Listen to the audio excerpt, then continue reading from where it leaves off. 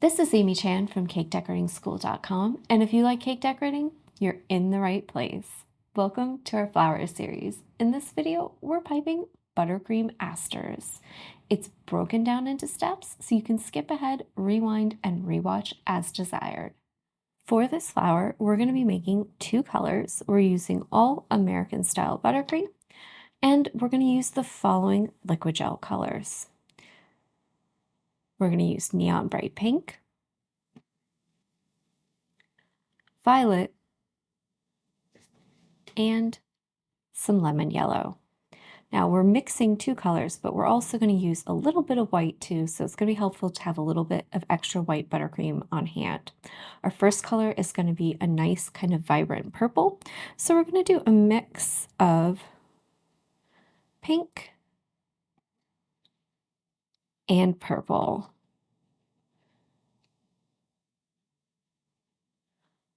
We just want a nice in-between shade that has a bit of intensity, and that bright pink, because it's one of those neon colors, will help give it a bit of a touch of a vibrant kind of feel. And if you don't quite get it from the first few drops, you can always add a little bit more. And I like the level of purple we've got. I might add just a little more pink just to kind of bump up that brightness and kind of move that color a little bit more towards the pink side, because it's reading really purple right now.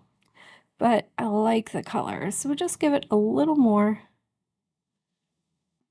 pink and check it out. Really get that mixed in there. Oh, that's going to take it to a beautiful spot, kind of in between pink and purple.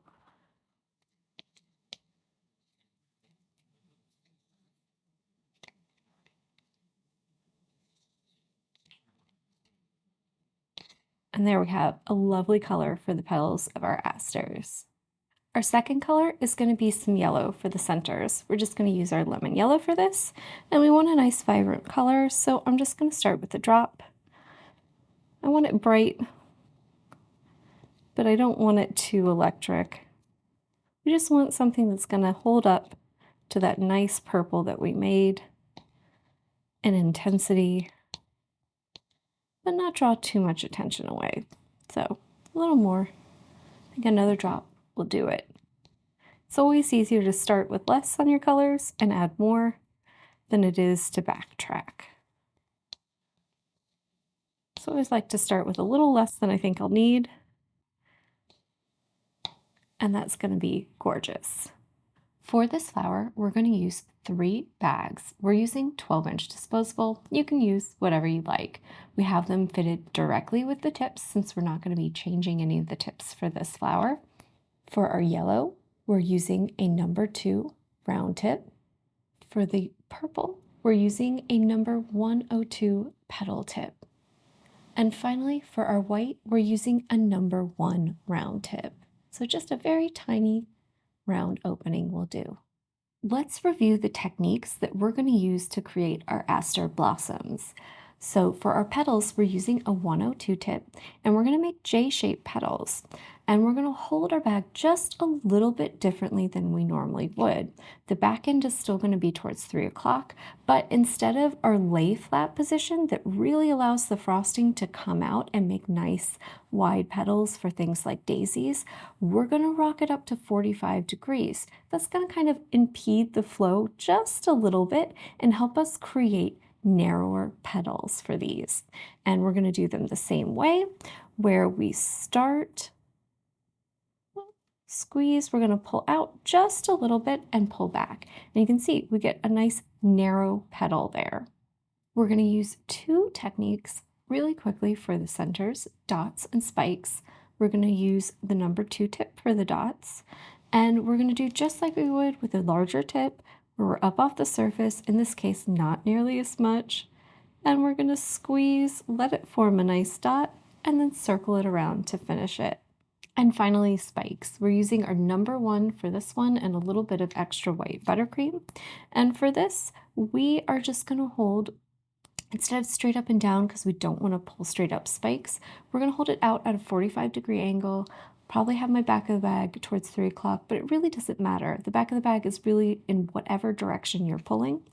And we're gonna pull out to the side. We want them to kind of lay flat and open up, and they're gonna be just around the edge of the center that we'll do with our dots. Now that we've gone over the techniques we're gonna use, let's talk about how we put them together to build our aster blossom. The first thing we're going to do is pipe a ring. We've done this with a whole bunch of our different types of flowers, but we're basically just going to take that bag with the 102 tip, we're going to hold it straight up and down, and we're just going to be in a tiny bit from the outside edge of our flower nail. We're going to hold it in place while we squeeze and build up a little ring of frosting. This is going to ensure that our flowers are stable. All the petals have a little support system joining them together, but also it's going to give them a slight domed appearance. So it's going to give our flowers some shape, which will be fantastic. Next, we're going to use our 102 to pipe petals. So we're going to set ourselves up at 45 degrees, have the back of the bag over towards 3 o'clock, and we're going to start on top of that ring, then pull out towards the nail, the edge of the nail, and back really quickly. So it'll be a really quick motion. And we're going to do it over and over again until we go around in a complete circle and fill that whole area with petals. You'll notice there'll be a void in the middle. And one thing that we're going to do that's a little bit different here is as we're piping, we're going to rock our flower nail. So we'll go over that as we do it, but it's basically so that we can lay on flat petals. So we're going to go out, rock the nail towards us, and then rock it away a little bit as we pull towards the center. And we'll go through that a bunch when we're piping actual petals. We're then going to do a second layer of petals. For this one, you want the same orientation for the bag, but we're going to hold still. We're just going to start piping on top of where that ring would be. It's now covered up by some petals, but we'll see where the mound is. And we're going to pull straight towards the center and down.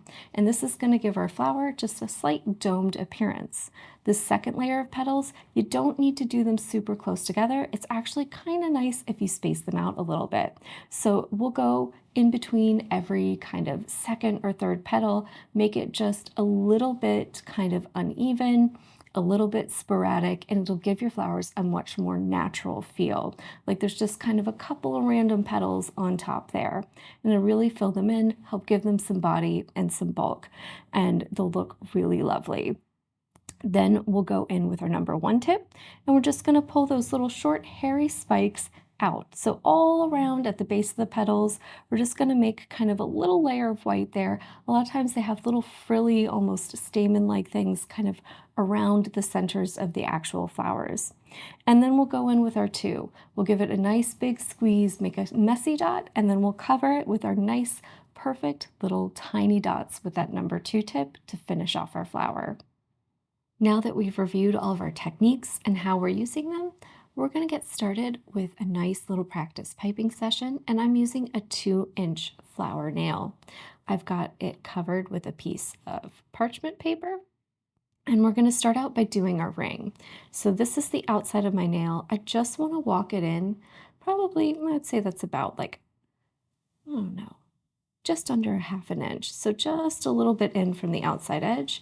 And we're going to just start squeezing and then rotate. And if you don't make it all the way around, don't worry. Just stop, squeeze, start again. Make sure you come all the way around. We want a nice little ring there, something for those petals to rest on, and just give them a little bit of a domed shape. And if you've got any uneven spots, you can just go ahead and put a nice little light second layer on there. There we go. So nice kind of even little ridge line there for us to pipe over.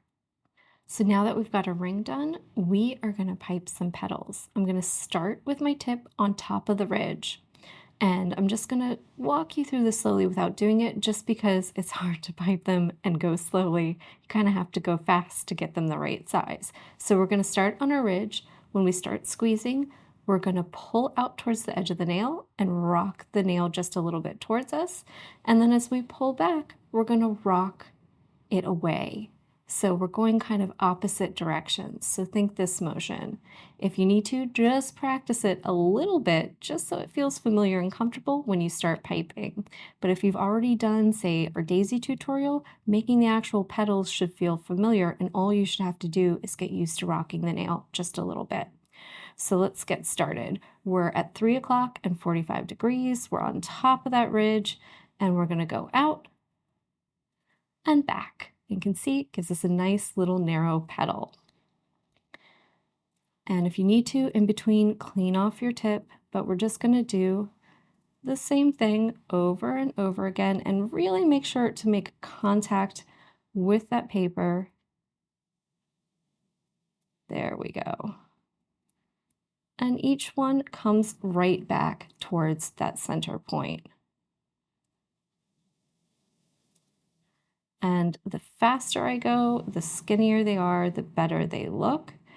But it's a little hard to teach at regular speed since this is a pretty quick little motion. You notice the rocking is just, it's subtle. It's just to get us over the hump and pipe nice petals without digging into it. So it's really just to kind of assist and keeping that curved shape.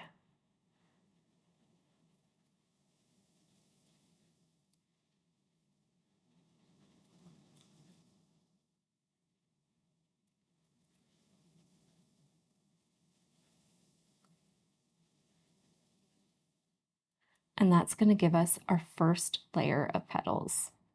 For our second layer, we're going to go a little shorter. So we're going to start a little closer in.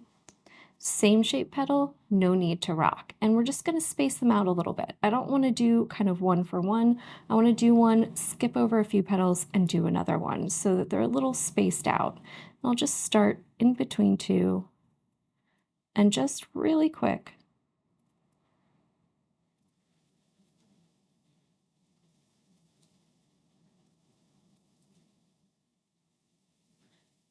Just some nice shorter petals that kind of go to the top of that ridge.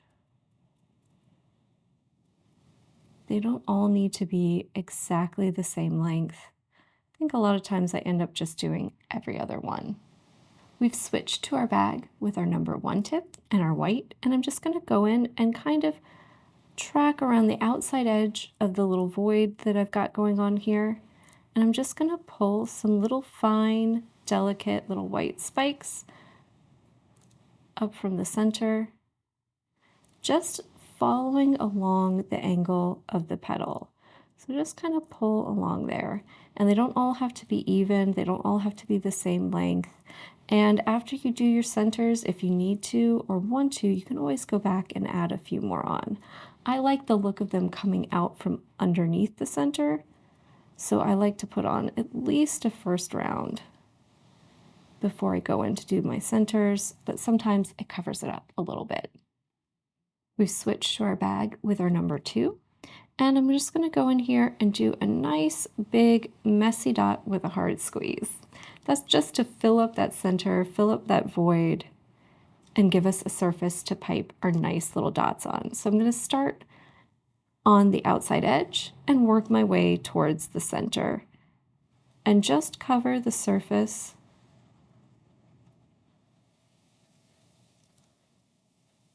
with nice small dots. This will give it just a little bit of texture and help your flowers look a bit more realistic. And I got some nice coverage with my white, so I think that looks great, and I'll just leave it alone. But if you went in and did your yellow and you ended up covering up most of your white, you can always go back now and just add on a few more of those little fine stamens around the center. But that's all for this lesson for our aster flowers. We hoped you enjoyed it, and if you did, that you'll check out some of our other flower series tutorials. If this one was a little bit much, especially with the rocking motion while piping your petals, try checking out our daisy tutorial that's a nice introduction to these J-shaped petals. Or if you want a bit more of our challenge, try checking out some of our other great videos in our flower series. If you enjoyed this video and you'd like more about the cake decorating materials and equipment we use, or just some inspirational videos about cake decorating itself, you can follow us on Insta or YouTube at Cake Decorating School. If you'd like to know more about yearly membership and what it entails, you can go to www.cakedecoratingschool.com for more information. And if you're interested in these products, you can check the links in the description.